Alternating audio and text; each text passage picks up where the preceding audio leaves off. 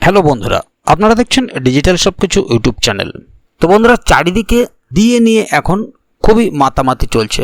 কত শতাংশ ডিএ বাড়বে? কারণ প্রত্যেকেই একটা আশায় আছেন ডিএ বাড়লে তাদের স্যালারি বাড়বে। তবে ডিএ বাড়ছে ঠিকই, কিন্তু এতটা কম সরকারি কর্মীদের সব আশায় জল ঢেলে দিল। ঠিক কত শতাংশ ডিএ বাড়ছে, এটাই মূল প্রশ্ন হয়ে দাঁড়িয়েছে।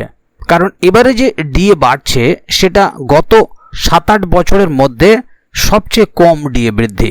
তাই এবারে কতটা ডিএ বাড়তে পারে বা এই ডিএ বৃদ্ধির ঘোষণা কবে করা হতে পারে, বিষয়গুলো নিয়ে অবশ্যই ভিডিওর মধ্যে আলোচনা করব। পাশাপাশি মনে রাখবেন যে সপ্তম বেতন কমিশনের শেষ ডিএ সংশোধন কিন্তু এটাই। তাই ভিডিওটি আপনাদের জন্য অত্যন্ত গুরুত্বপূর্ণ হতে চলেছে। সে কারণে ভিডিওটিকে কোথাও স্কিপ না করে প্রথম থেকে শেষ অবধি পুরোটাই মনোযোগ সহকারে দেখবেন, যাতে করে কোনো জায়গায় বুঝতে আপনাদের কোনো প্রকারের অসুবিধা না হয়। এছাড়াও আপনি যদি আমাদের চ্যানেলে প্রথমবার হয়ে থাকেন তাহলে অবশ্যই চ্যানেলটিকে সাবস্ক্রাইব করে বেল আইকনটি প্রেস করে অল নোটিফিকেশনে ক্লিক করে দেবেন, যাতে করে আমাদের চ্যানেলে যখনই কোনো নতুন ভিডিও আপলোড হবে তা সরাসরি আপনার কাছে পৌঁছে যায়। তো চলুন দেখে নেওয়া যাক এখানে বিষয়টি ঠিক কী বলা হচ্ছে। এখানে দেখুন একটি আর্টিকেল প্রকাশিত হয়েছে, ডিএ বাড়ছে ঠিকই, কিন্তু এতটা কম সরকারি কর্মীদের আশায় জল ঢেলে দিল। মহার্ঘ ভাতা বা ডিএ শুধুমাত্র আর্থিক সুবিধা নয়, বরং লক্ষ লক্ষ সরকারি কর্মচারী এবং পেনশনভোগীদের জীবনযাত্রার সঙ্গে জড়িত। আর বছর শুরু হতেই কর্মচারীদের মনে এখন একটাই প্রশ্ন, এবার ঠিক কতটা ডিএ বাড়বে? এপ্রিল মাসে 2% ডিএ বাড়ানোর পর এবার জুলাই মাসের দিকে তাকিয়ে লক্ষ লক্ষ কেন্দ্রীয় সরকারি কর্মচারী। তবে এবার পরিস্থিতি কিছুটা আলাদা। যেমনটা মনে করা হচ্ছে, এবার 3% নয়, হয়তো মাত্র 2% হারে ডিএ বাড়বে। আর এমনই ইঙ্গিত দিচ্ছে সাম্প্রতিক এক পরিসংখ্যান। বর্তমান ডিএর হার, বর্তমানে কেন্দ্রীয় সরকারি কর্মচারীরা 55% হারে ডিএ পাচ্ছে। আর জানুয়ারি 2025 থেকে 2% ডিএ বাড়িয়ে 55% করা হয়েছিল। তবে এই সামান্য ডিএ বৃদ্ধি অনেক কর্মী এবং পেনশনভোগীদের প্রত্যাশা ঠিকমতো পূরণ করতে পারেনি, কারণ এটি ছিল গত 7 থেকে 8 বছরের মধ্যে সবচেয়ে কম ডিএ বৃদ্ধি। এবার কতটা বাড়তে পারে ডিএ? এখন সরকারি কর্মচারী এবং পেনশনভোগীদের মনে একটাই প্রশ্ন, জুলাই মাসে কতটা ডিএ বাড়বে? সাম্প্রতিক রিপোর্ট এবং ভোক্তামূল্য সূচক অনুযায়ী এই মুহূর্তে মুদ্রাস্ফীতির হার যথেষ্ট কমেছে। আর সেই কারণেই ডিএ বৃদ্ধির হার তুলনামূলকভাবে অনেকটাই কম হতে পারে বলে মনে করা হচ্ছে।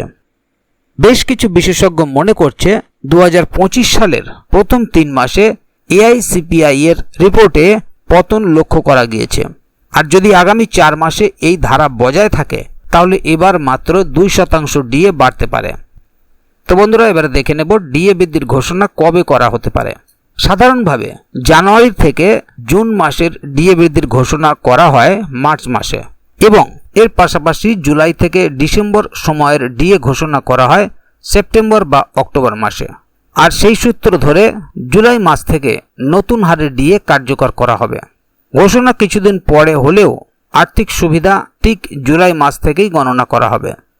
তো বন্ধুরা, সপ্তম বেতন কমিশনের শেষ ডিএ সংশোধন এটাই। বহু রিপোর্ট বলছে 31 ডিসেম্বর 2025-এ সপ্তম বেতন কমিশনের মেয়াদ শেষ হতে চলেছে।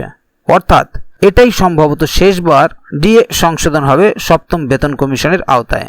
আর এরপর শুরু হবে অষ্টম বেতন কমিশন, আর তখন আবার ডিএ হয়ে যাবে শূন্য। তবে 2026 সালে আদৌ অষ্টম বেতন কমিশন গঠন হবে কিনা তা নিয়ে অনিশ্চয়তা থেকে যাচ্ছে। এখন দেখার ভবিষ্যৎ পরিস্থিতি কোথায় গিয়ে দাঁড়ায়। তাহলে বন্ধুরা, বুঝতেই পারছেন এখানে বিষয়টি ঠিক কি বলা হলো। মূলত সপ্তম বেতন কমিশনের শেষ ডিএ সংশোধন এটাই। জানুয়ারি মাস থেকে জুন মাস অবধি ডিএ বৃদ্ধির ঘোষণা মার্চ মাসে করা হয়েছে, এবং জুলাই থেকে ডিসেম্বরের ডিএ বৃদ্ধি কিন্তু সেপ্টেম্বর বা অক্টোবর মাসে ঘোষণা করা হবে। তাই সাম্প্রতিক রিপোর্ট অনুযায়ী এই খবরই সেখান থেকে পাওয়া যাচ্ছে। তবে আগামী দিনে যদি এ বিষয়ে আরও নতুন কোনো আপডেট আসে তাহলে অবশ্যই আপনাদেরকে এই চ্যানেলের মাধ্যমে জানিয়ে দেওয়া হবে। সেই কারণে চ্যানেলটিকে সাবস্ক্রাইব করে অবশ্যই চ্যানেলের সঙ্গে থাকবেন, যাতে করে এ বিষয়ে আগামী দিনে আরও নতুন কোনো আপডেট আসলে তা সরাসরি আপনাদের কাছে পৌঁছে যায়। তো বন্ধুরা, আজকের গুরুত্বপূর্ণ ভিডিও আপডেটটি এখানেই শেষ করছি। ভিডিওটির সম্বন্ধে আপনাদের মতামত এবং আপনারা কে কোথা থেকে ভিডিওটি দেখছেন অবশ্যই কমেন্ট বক্সে লিখে জানাবেন।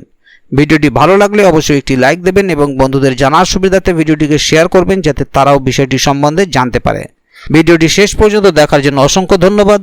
আবার দেখা হবে আগামী ভিডিওতে। ততক্ষণ পর্যন্ত ভালো থাকুন, সুস্থ থাকুন। ধন্যবাদ।